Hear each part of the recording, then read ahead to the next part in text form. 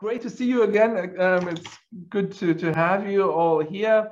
I'm very happy that Sofia Ranchordas is joining us today. Sofia is a full professor of public law and technology, not only in one university, but two, in Groningen and at the LUIS in Rome at the moment. Wherever she is now, I'm not saying that because Indra just reminded me that I have to be data sensitive. See, I'm learning.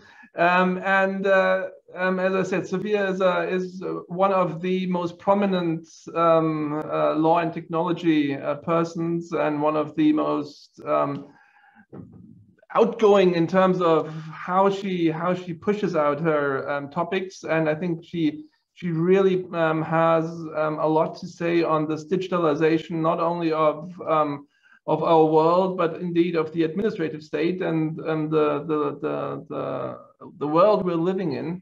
And today she's actually giving us a talk on empathy in the digital administrative state.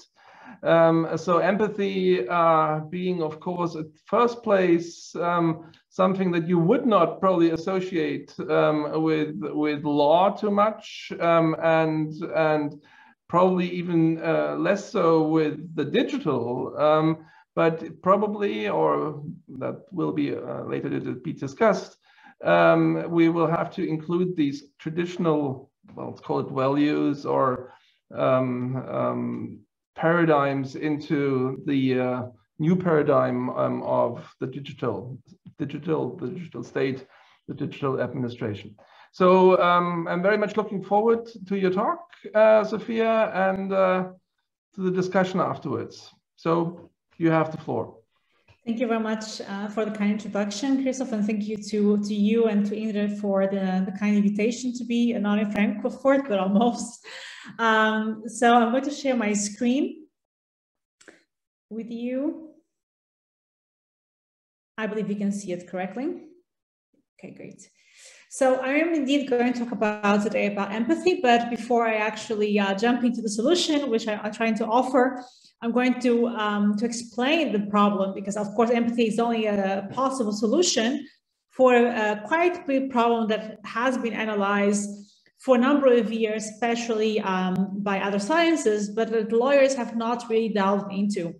So I'm going to talk about today the problem of some of the problem of digital administrative state being not only the bureaucracy that we all already know, the red tape, the existence of so many hurdles that citizens have to actually overcome in order to exercise their rights, but also the fact that as we become more digital, as governments become more digital, not everyone is actually able to profit from the benefits of digitization. So while many of us will find it very convenient to actually be able to have access to government websites to obtain automated decisions because they are faster, the truth is that probably everyone on this call is quite tech savvy, but it doesn't apply to everyone, certainly not to grandparents that might have even found difficult to register for a COVID vaccine, for example, even though that was an essential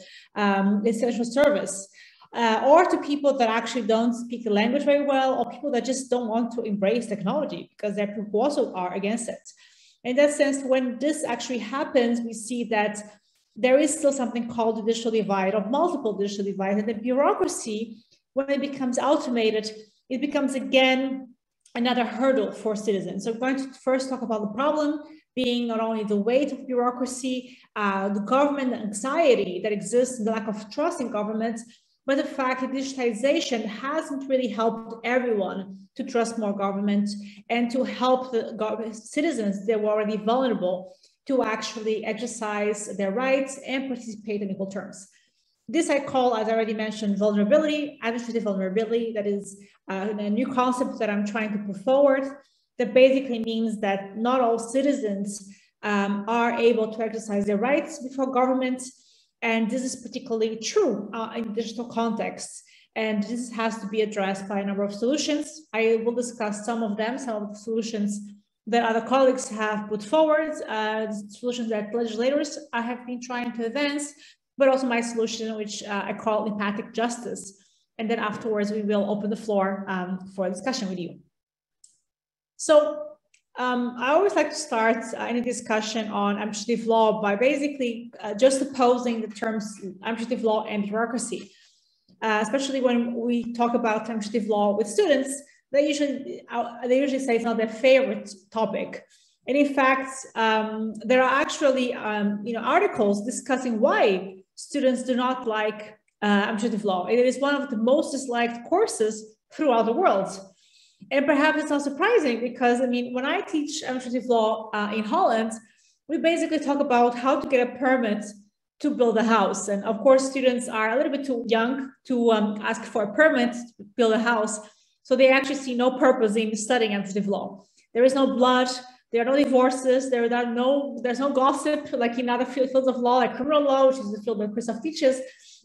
There is, the privacy regulations are, of course, like the field that is drawing more attention to the intersection between privacy law, data protection law, and administrative law. But students don't really always connect it to modernity. They always see administrative law as this very stuffy field of law that is only about obtaining permits, complaining about neighbors. It's always a very disliked field of law. I try to show my students that this is not always the case, because administrative law is about defining how we exercise rights in practice. And it does not only mean that we actually are going to go through bureaucracy. In fact, bureaucracy is the opposite of administrative law. Bureaucracy are the hurdles that we have to overcome to exercise the rights that administrative law actually guarantees us. And in fact, administrative law is not only about stuffy elements, but it's basically a necessary field to understand what connects us to governments. And so much is connecting us to governments. Actually, from cradle to the grave, we actually permanently connected. When we are born, our parents have to apply for birth certificates. If we meet the love of our life, we have to get married. That's administrative law. If we want to get divorced, also we'll need not only family law, but there will be a moment of a registration of a name, change of a name. That can also be a relationship with the government, but also the registration of a child and applying for benefits. So these are simple actions that we don't always talk about in administrative law, but these are basically actions that are connecting us to governments. And now they're all digital. And I'm not sure about in Germany, but I think that Germany is also becoming increasingly digital or hybrid. I know that in Germany, you can fill in your taxes online, but you have to sign them afterwards, print and sign. So I think in Germany, there is a level of hybridity when it comes to digital governments. But I can tell you that in many countries like Holland and all Scandinavian countries, everything you see here is all digital. And when you think of countries like Estonia, I can tell you that you don't even need to go through all this bureaucracy. Everything is already done by you from the moment that the state has that information. So everything is automated so that you don't have to apply for anything. So in that sense, it's much simpler. So all these transactions are the simple day-to-day transactions that actually bring us closer to governments. And they should actually be intuitive because this is basically what the principles of good administration tell us. In most countries that are characterized by a German law orientation of administrative law, there is this idea that the contact between governments and citizens should be characterized by good administration, by good faith, and by simple and well-designed actions. It is, of course, important to underline that my notion of administrative law is a German one, not a French one, because in France, for example, administrative law is actually not a law that aims to protect citizens in terms of fundamental rights, but it's much more a law that organizes government. So it's the law of the public administration, how a public administration is ruled and organized, how its budget is spent.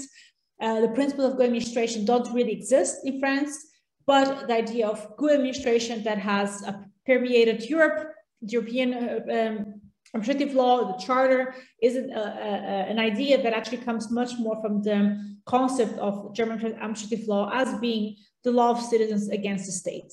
And that is also the concept of administrative law that I use in my research, also because the Netherlands has a hybrid system that combines some traces, some of French administrative law in terms of organization, but also it's mostly German administrative law when it comes to procedure and design of the system. So in principle, when we have, we have contact with the government, we should have intuitive transactions. But depending on the country where you are, you know that's not always the case. There are actually a lot of hurdles and a lot of hoops we have to jump through to obtain our rights. And in some countries it's easier than others. I mean, right now I've lived in Italy for a couple of months. I now didn't have to do with the Italian government because I don't reside in Italy, I reside in Holland. But I always hear my colleagues complaining about the levels of bureaucracy that characterize Italian governments. And this is something that sets people apart. But it's not only in Italy, also in Germany, I also often hear complaints about how bureaucratic some levels of government can be. And this sets citizens and government apart. So there is a lot of research already on red tape. So the bureaucracy, the burdens that actually are very often useless, but are just there because someone thought it would be good to have all these rules. But what hasn't been fully understood so far is the role of technology as something that disconnects us from government. And that's the part that I'm trying to analyze. And I have published a couple of articles on this, and I'm continuing to analyze this from a comparative perspective, because technology is very often assumed to be good.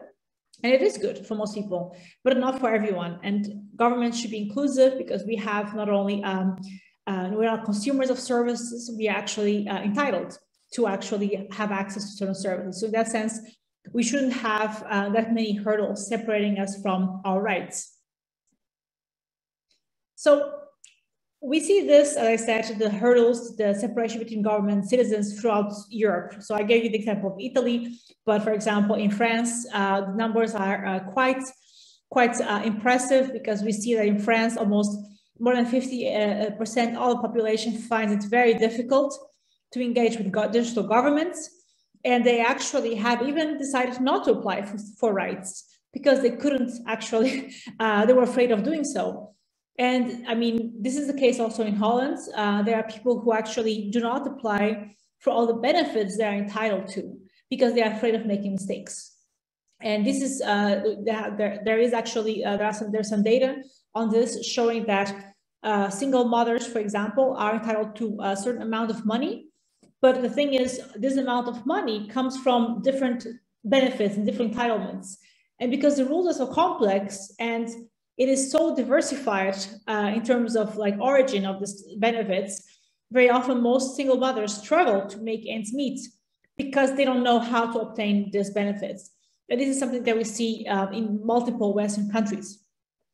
Also, it's important to know that the digital divide in its original form, which is lack of access to internet, still exists in Europe. So there are still people in European countries, Northern European countries, who don't have access to stable internet. So you may have a phone, a smartphone. It doesn't always mean that you will be well connected to the internet. There are people who actually do not have good internet connection, who own a phone but don't own a laptop, and that means that they are not always able, especially when they have good, good vision, to actually exercise their rights on their phone. So this is something that I believe applies not only to France but also to Germany, especially to smaller places when not everyone will be acquainted with these problems, and very often people do not rely on the internet, but they still have like a landline to exercise rights, which is enough in general, but there's a growing number of services for which you need to actually register online, go online and obtain information, and this is definitely problematic for those that are totally disconnected. So this is even a level further, they're not being able to use services. There are quite a lot of studies on this, especially in the last years. So at European level, we have seen that digital government has really been thoroughly analyzed by the OECD, World Bank, and also the European Commission. There is this digital economy and society index that tries to understand, how often and how much of the government is being digitized. So you see here that for digital services, the average is quite low. And there are countries that are above average. So for example, Denmark is one of them. The Netherlands also does quite well. Estonia is the one who does the best, as you can see. But of course, there are many more countries who are below average and who are definitely struggling with digitization. So besides the fact that people actually might not be able to engage well with services online, I think it is important to be reminded that the automation, digitization of governments has not only created some problems, but has mostly reinforced inequalities and problems that they already existed. So we have seen in different countries that the digitization of benefits can be problematic, because if you can only primarily have access to benefits like social welfare benefits if you go online. And this is already difficult for those who are disconnected. But then there's a second layer, which is basically that when you automate services, you automate them not with the idea to give as many benefits as possible, but actually quite the contrary. The rationale of the government is to control eligibility for benefits in a strict way.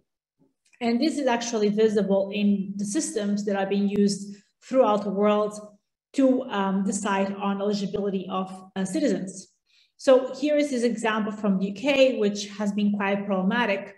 In the UK, social welfare has been highly digitized and not always in favor of citizens. Actually, on the contrary, many of the social welfare benefits, the softwares that are used are very strict. One of them is the universal credit system that is used in the UK, which assumes certain parts of information that should be given by citizens.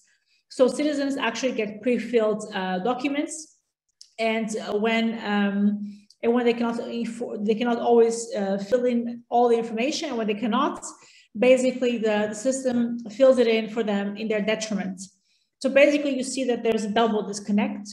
On the one hand, it's difficult to fill in documents for those who are not digital savvy. On the other, it is also like when there are gaps, they are filled in against you. And this was also very visible in the Netherlands, where for 1 decade, the 26,000 families were basically trapped into the scandal called childcare benefit scandal. So this is a picture of actually the investigation that took place in Parliament, and basically and the report that was released. And the report was called unknown and never before seen, unprecedented injustice, unprecedented injustice. And the reason why there was unprecedented injustice was because the Dutch government, namely tax authorities, used for more than a decade a system, software that actually categorized citizens and produced a blacklist. If you were on the blacklist, every time you'd make a mistake, this would be regarded as fraud.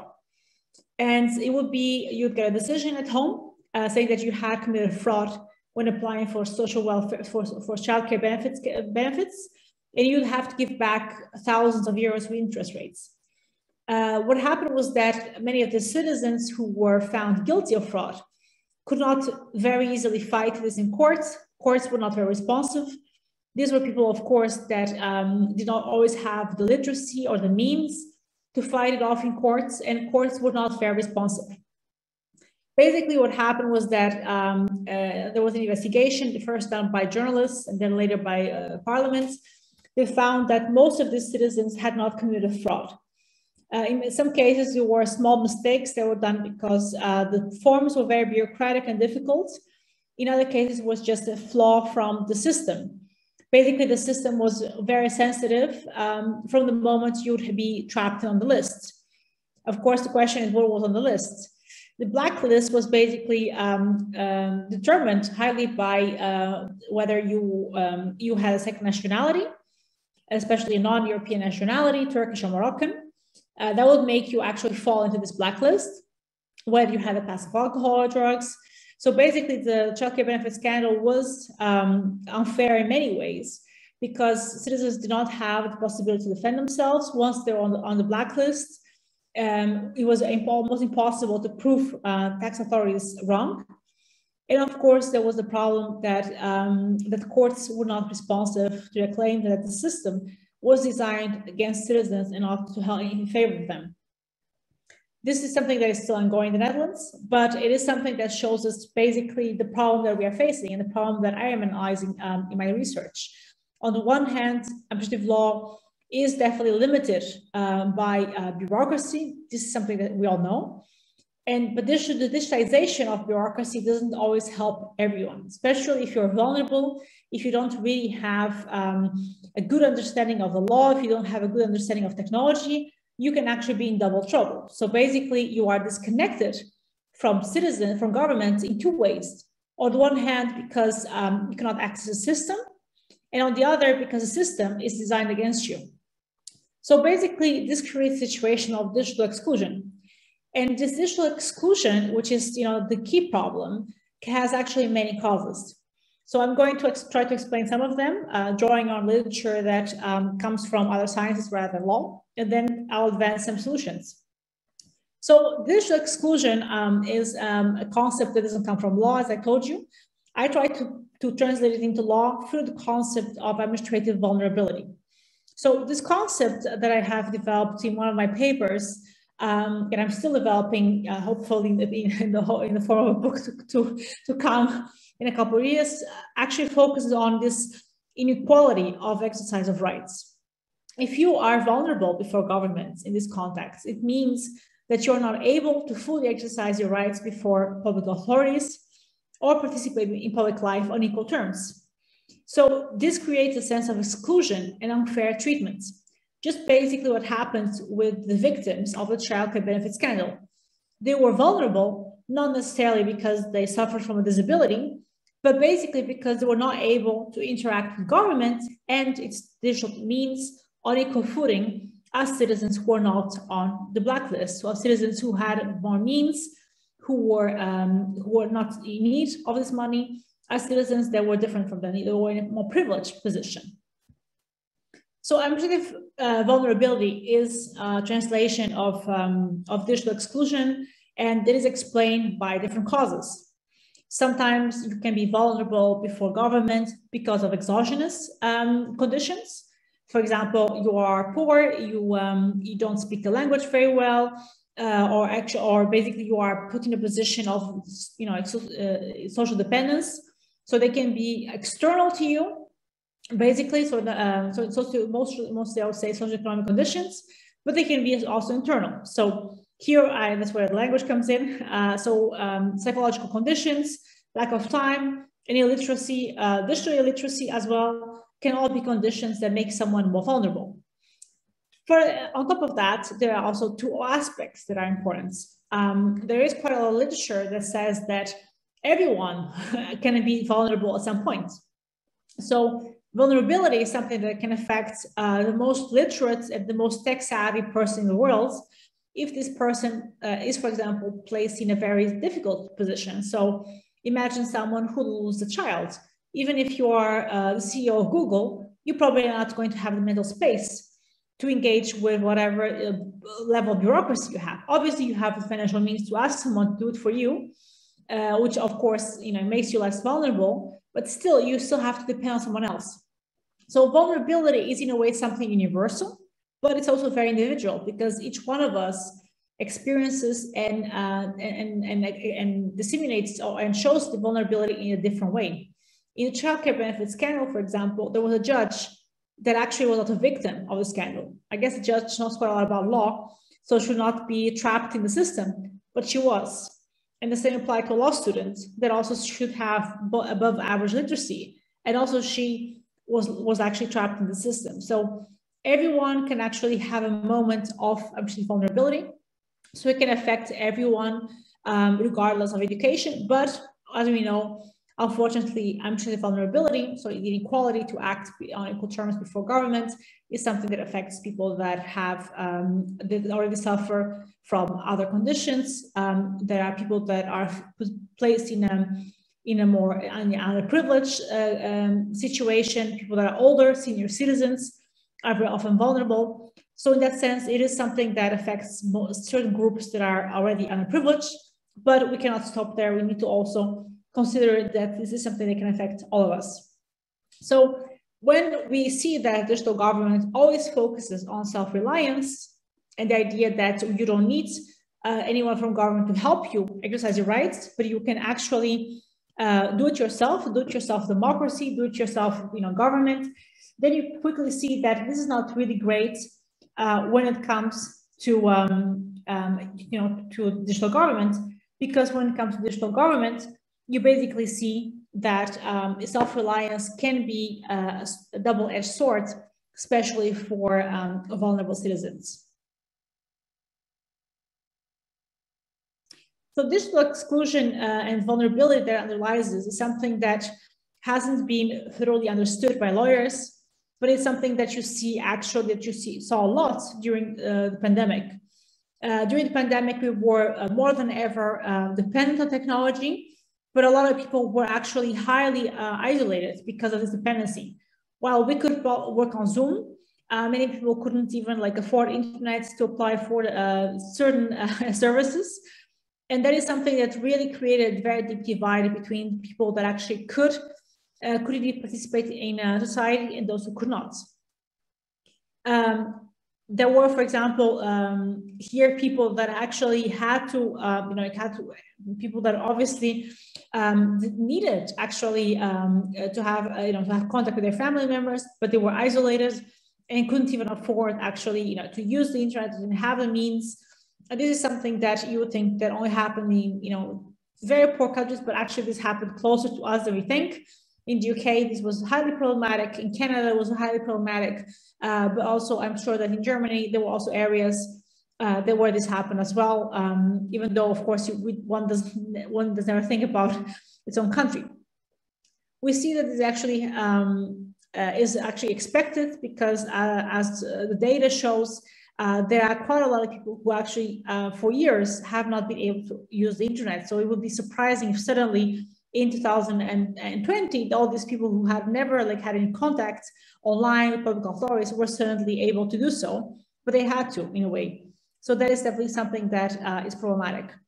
So the digital divide basically here, or this exclusion and vulnerability that I'm analyzing, is basically a circle of topics that I'm working on.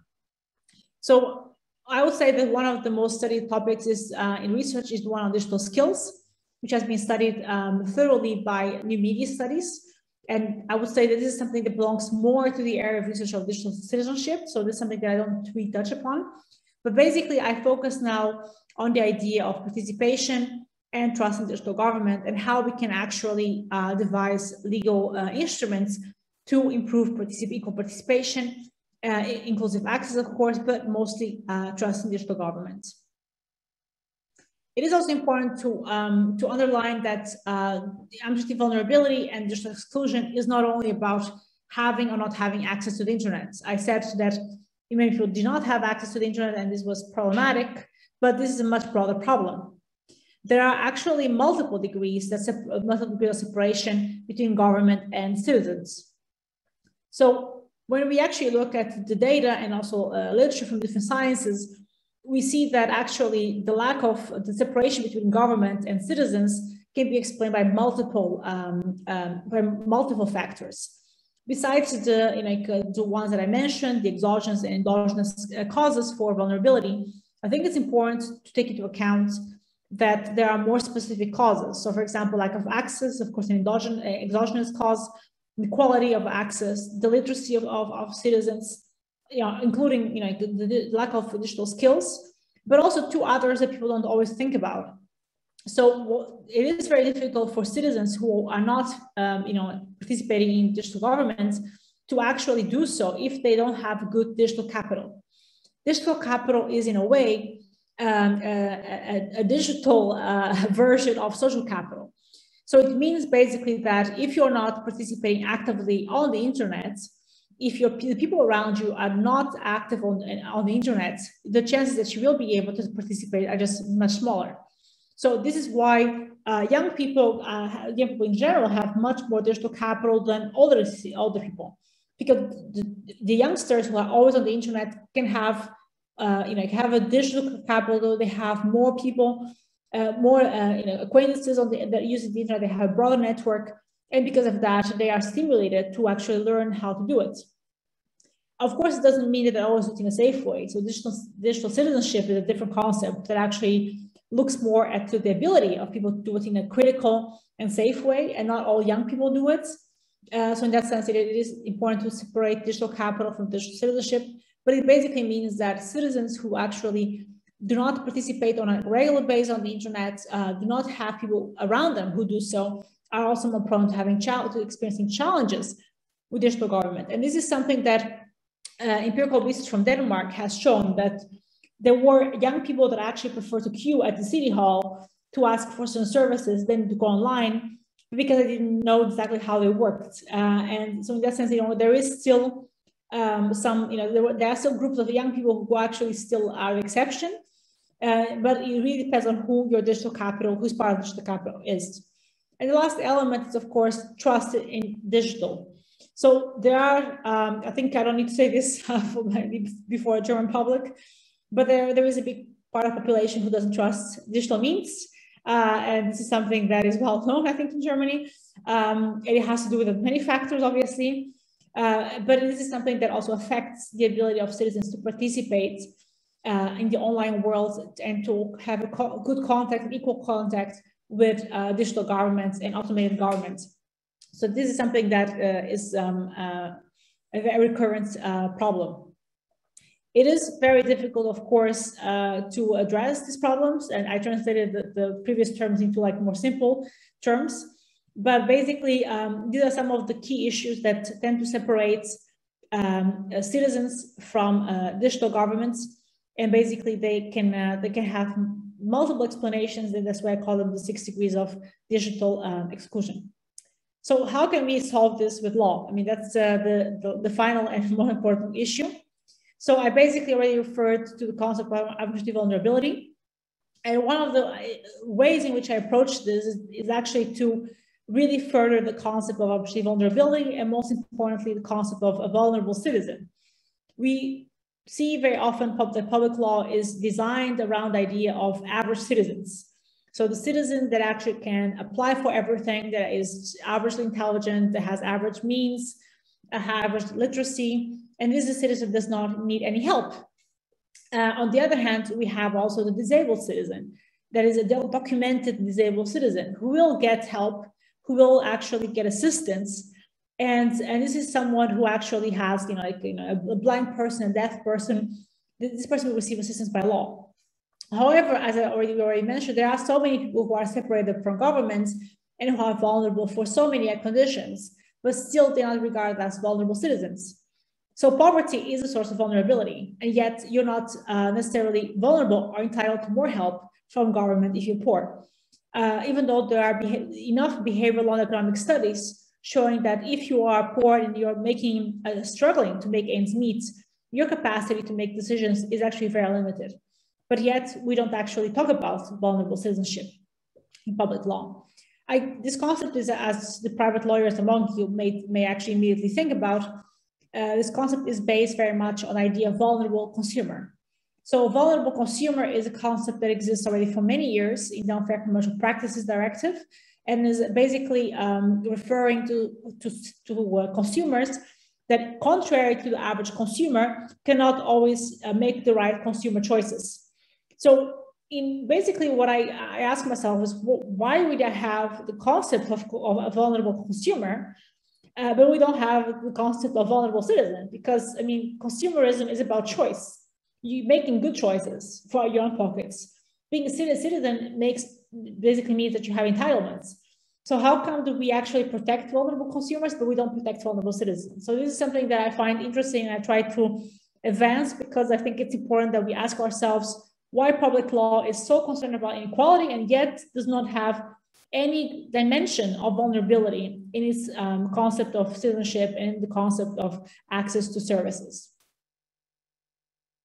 I mean, this is important because digital exclusion and vulnerability have broad legal implications. It's about not having access to rights, as I mentioned, the single mother that doesn't apply for everything she needs for herself and the son or kid because it's too difficult to exercise rights. Eligibility being denied or being controlled in very strict terms by algorithms, but also the fact that some citizens might be profiled and even discriminated against because of not only of their inability to use technology, but also because there are certain features in them that make them prone to fitting in these black lists, which of course are profiling and they shouldn't exist, but unfortunately they still exist in many countries and they are actually highly debated. And lastly, it is important to mention that digital exclusion also has implications for judicial review, because if you actually don't have, if you have made mistakes from the very beginning, if a system is designed against you, if you don't understand how automation works, how digitization works, and that applies to most citizens, you might not be able to defend yourself properly in courts and to actually show that you actually were wronged by public authorities. So the interesting thing is that you may ask, well, is there case law on this? There is something. There is already like a very small, I don't know about Germany, but there is a growing number of case law in the Netherlands about people that question whether online notification is sufficient. Because in Holland, you actually don't get letters, almost any letters anymore from government. You get email, like a notification on your application, or government application, or you get an email from the government saying that you have to go to the application to see a decision from the government. And there has been debated whether these online notifications are enough. So amongst some of this national case law, there is one case that reached the European Court of Human Rights. Very recently, actually, it was in early this year, where it was asked to Strasbourg whether an online notification was enough to actually be able to, to have access to justice and to defend yourself. And the court, interestingly, said that it was, because the Netherlands is a country where there's almost no digital divide. There is a high penetration of internet. And that means that even if you actually do not read the online notification, the government should not feel obliged to do everything double on paper and online, because in the Netherlands, almost everyone has access to the internet. The defendants also have access to the internet. So if they didn't check the online notification, it was their fault. So basically, they actually did not account for the fact that some people are not very handy with the internet.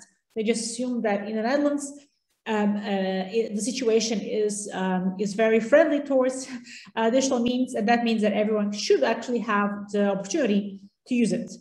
The court said, however, that this would not apply to every country. In other countries, it is possible that the digital by default services or only online notifications might not be sufficient to actually inform citizens. So this does not mean that it will apply to every country, but most likely definitely to countries like the Netherlands, where there is this assumption that everyone can and should use digital means. I don't think I need to say that I don't agree with this decision, obviously. So how can we fix this? There are still millions of citizens in Europe who are disconnected from government, also in the Netherlands, even though the Strasbourg does not think so.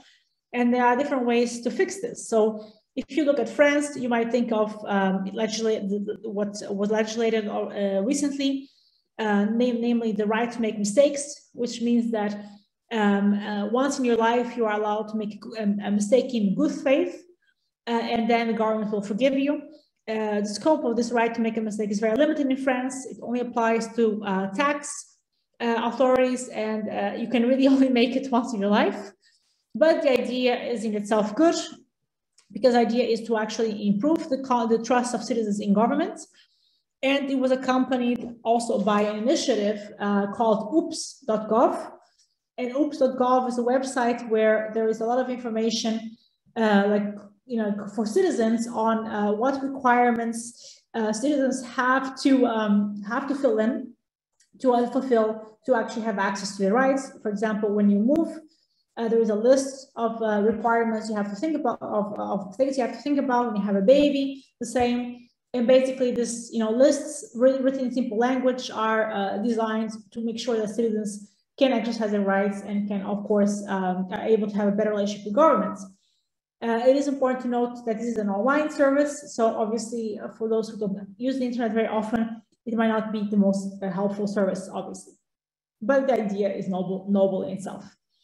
There are other countries like UK and Denmark that try to invest in digital assistance. I think the Netherlands has been doing that quite a lot, and that basically means that there is quite a lot of investment in institutions that try to help try to help citizens to become more literate, more digitally literate, and so that they can fill in their papers, their digital forms by themselves. And now we come, of course, closer to my own solution, which is not just considering special circumstances and something that has been already discussed very thoroughly in the Netherlands, but actually the idea that we should actually reform the system and reform it to include more empathy. So in my ongoing work, I talk about empathy in different ways, but empathy is, in my opinion, or my definition, not emotion. It's not about being empathic towards someone in the sense of being sorry, feeling compassionate. I don't think empathy should only be about emotions, and there is a lot of literature on law and emotions. But my idea of empathy is basically to actually redesign systems, redesign procedures in education to actually promote an empathic view in the sense of evidence-based view, to actually enable people to actually consider multiple perspectives. So if you are a public authority, you should really consider that someone who is poor and struggling with a number of things might not be in the same position as someone who actually has a different life, has a different social-economic condition. So these two people might not all be average citizens. The vulnerable citizen might require more information and also more leeway to exercise her rights. So I define empathy as a cognitive process. So empathy is not only something that you actually can feel. So, I mean, empathy comes, of course, from, it means feeling into someone else's feelings. Actually, the word empathy comes from German even. It's a very recent word that didn't exist until the 19th century in English. And this idea of feeling into someone's, trying to understand someone's, stepping into someone's shoes is, of course, an emotional idea. But psychologists have shown that it doesn't need to be emotional. So we can train people to be more empathic. Even if you are not born as a very empathic person, a very good person, if you don't really can experience someone's feelings, you don't have to. You can actually practice empathy by being trained to actually follow procedures and by being trained to try to understand the situation from someone else's perspective. So there is no need to actually change people, to make them better. There is a process that actually can be put in place. So how do we implement this? So this is something that I'm working on. I suggest in my work that this can be done ex ante or ex post. Ex ante by redesigning digital governments and automation, by thinking whether we always need to use digital technology, by reinventing our idea of digital literacy, user-friendly services, making them more inclusive, and making sure that the platforms are easy to use in a way of being empathic in the sense of design. So the Estonian system is here, of course, the model, because it's a system that doesn't require citizens to actually have to fill in the paperwork, engage very actively with everything. It's a system that is very much pre-filled and that can help. But empathy is also about justice. So empathic justice is ex post. That means forgiving mistakes, having a strategy for forgiving mistakes, not only just not just ad hoc, but something more systematic. But also making sure that judges try to consider multiple perspectives. Full jurisdiction is, of course, difficult because it doesn't always consider empathy. It's not always possible for a judge to review with full jurisdiction in administrative law, as you know. But maybe the idea is that we have to ask public authorities when it comes to statements of objections to also be empathic. So empathic justice is not only for courts, but also for public authorities when deciding statements of objections to actually truly consider other perspectives and not only focus on small violations of small eligibility conditions, but really try to follow procedure to understand whether there is a possible explanation for a mistake, for example. So I thank you very much for your time, and I look forward to your questions.